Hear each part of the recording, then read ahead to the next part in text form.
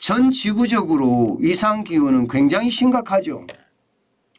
그러다 보니까요. 이상기후가 어디에서 터지냐에 따라서요.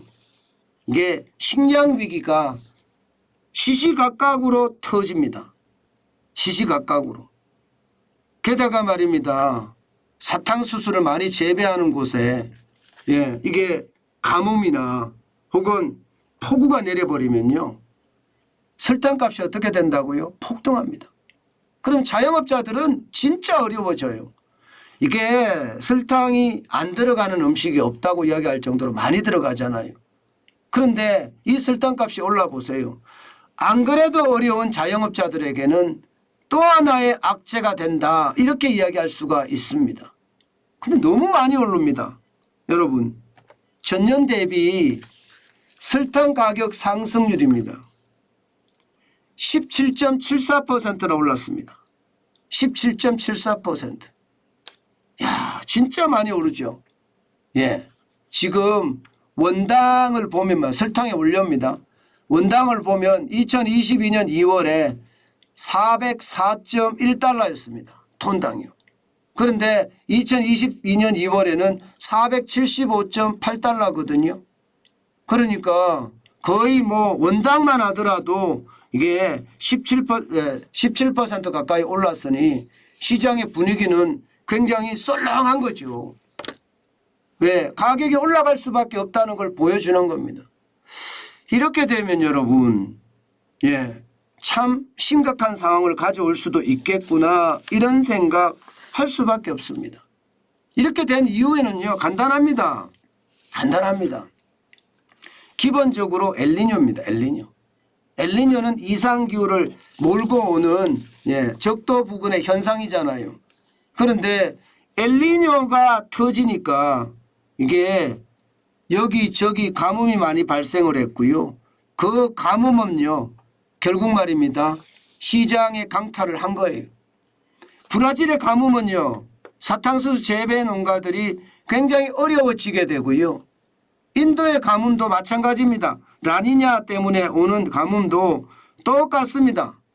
엘니뇨나 라니냐 때문에 오는 가뭄도. 그럼 인도에도 가뭄이 오니까 이게 인도는 뭐라고 했나 하면 사탕수수 수출 금지입니다.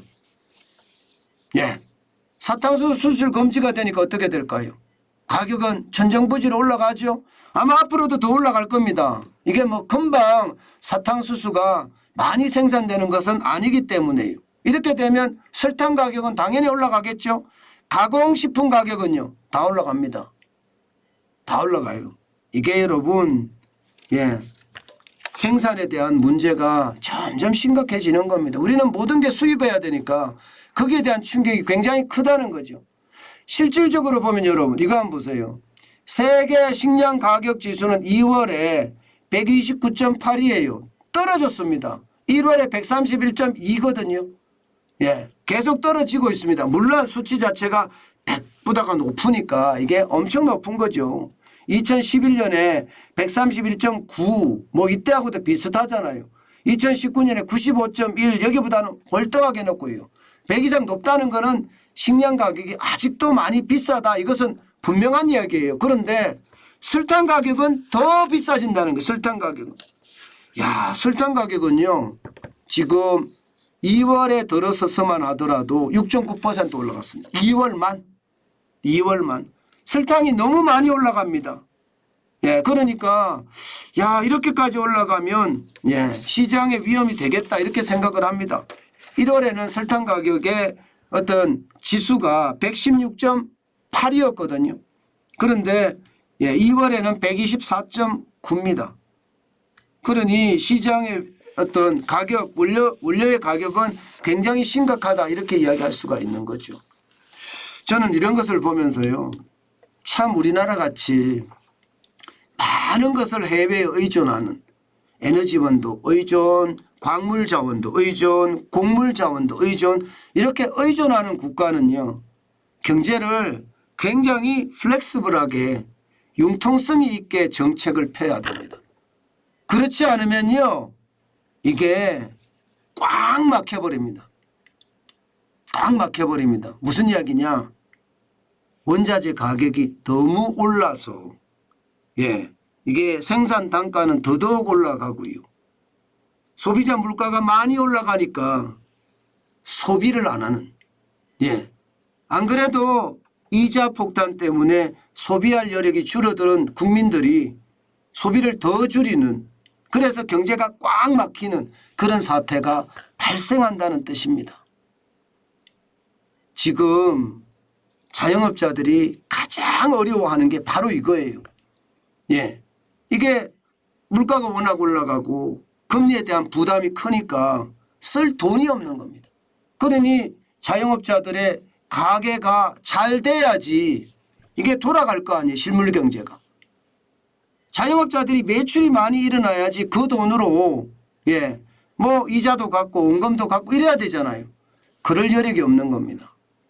그러니 이중 소비를 하는 자영업자들 기준으로 보면 지금 우리 실물 경제가 참 좋아지기 어렵다. 그런데 또 식재료까지 오르면 이게 여러분 설탕이 오르잖아요. 그러면 이게 여러분 가공식품은 다 오른다고 또 생각해야 됩니다. 가공식품이 오를 요소가 또 있다는 거예요. 그러면 뭐 설탕부터 시작을 해서 뭐 과자, 며 뭐 안 오르는 게 없다는 뜻이잖아요. 결국은 소비자 물가가 제가 길게 오랫동안 고물가를 유지한다고 했는데 그 말이 점점 사실화되는 겁니다. 여러분 고물가 상황은요 반드시 우리가 대비하고 준비해야 되는 상황입니다. 단순하게 여러분 절대 넘어가서는 되지 않습니다. 그만큼 여러분들이 고물가 시대를 살아가는 법 잘 배워야 됩니다. 우리는 고물가 시대에 살아본 적이 별로 없습니다. 항상 저물가 시대에 살아왔습니다. 그렇기 때문에 그 상황을 많이 못 느끼는 경우가 많거든요. 이제는 고물가 시대, 고환율 시대 반드시 우리가 인식하고 거기에 맞는 행동을 해야 되겠다. 그 생각 다시 한번 해봅니다. 특히 우리 자영업자분들은요. 움직이셔야 돼요. 절대로 가만히 앉아 있으면요. 기회는 오지 않습니다. 계속 움직이면서 내가 스스로 도울 수 있는 힘 반드시 가지셔야 됩니다. 아니, 나 자신이 나를 먼저 도와야지 이게 남이든 하늘이든 도와줄 거 아니에요. 하늘은 스스로 돕는 자라고 했잖아요. 하늘은 스스로 돕는 자를 돕는다고 했잖아요. 저는 그 말을 한 번 더 새겨가면서 시장의 어떤 대응을 해야 되지 않을까. 저는 오늘도 그렇게 생각해 봅니다.